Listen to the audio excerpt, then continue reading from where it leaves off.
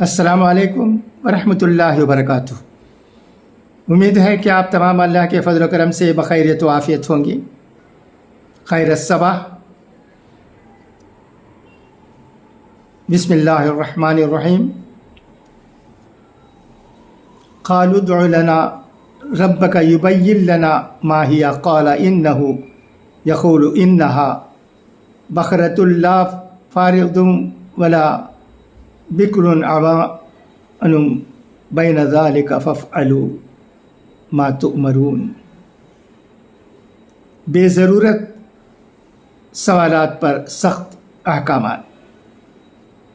ترجمہ: انہوں نے کہا کہ آپ ہماری خاطر اپنے رب سے درخواست کیجئے کہ ہمیں صاف صاف بتائیے کہ وہ گائے کیسی ہو۔ انہوں نے کہا اللہ تعالیٰ فرماتا ہے کہ وہ ایسی گائے ہو کہ نہ بہت بوڑھی ہو اور نہ بالکل بچی، بلکہ ان دونوں کے بیچ میں ہو۔ بس اب جو حکم تمہیں دیا گیا ہے اس پر عمل کر لو۔ بنی اسرائیل کا ایک شخص کسی لڑکی سے محبت کرنے لگا، نکاح کا پیغام بھیجا تو آپ نے انکار کر دیا اور قتل کر دیا گیا۔ قاتل کے تلاش میں بنی اسرائیل ناکام ہوئے تو حضرت موسیٰ علیہ السلام کے پاس آ کر درخواست کی تو اللہ نے حکم دیا یہ گائے ذبح کر کے اس کے گوشت کے کسی حصے کو مقتول پر دے مارو تو مقتول زندہ ہو کر قاتل کا پتہ بتا دے گا۔ جب اس کی اطلاع حضرت موسیٰ علیہ السلام نے اپنی قوم کو دی تو انہوں نے مذاق کیا اور کہا کہ بتاؤ وہ گائے کیسی ہونی چاہیے، کس رنگ کی ہونی چاہیے، وغیرہ وغیرہ۔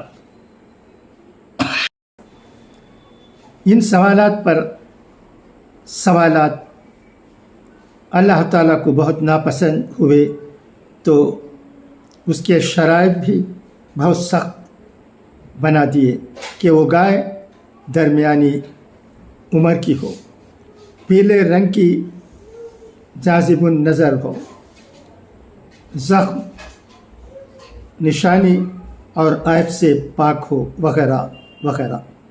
ان تمام شرائط پر تلاش کرتے کرتے آخرکار ایک یتیم بچے کی گائے میں وہ ساری خوبیاں پائی جاتی تھیں جس کا اللہ تعالیٰ نے حکم دیا۔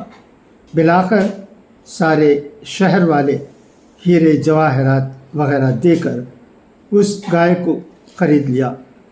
یہ اتنی ساری پریشانیاں صرف اس وجہ سے ہوئی کہ انہوں نے اللہ کے حکم پر فوراً عمل نہیں کیا۔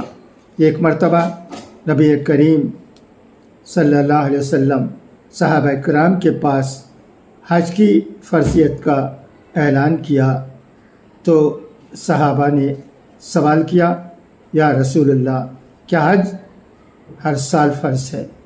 تو نبی کریم صلی اللہ علیہ وسلم نے جواب دیا میں ہاں کہہ دیا تو تم لوگوں کو وقت اور تکلیف ہوگی، تم لوگوں کو دقت اور تکلیف ہوگی، تم بے ضرورت سوال نہ کیا کرو۔ امید ہے کہ یہ سبق آپ کو پسند آیا ہوگا۔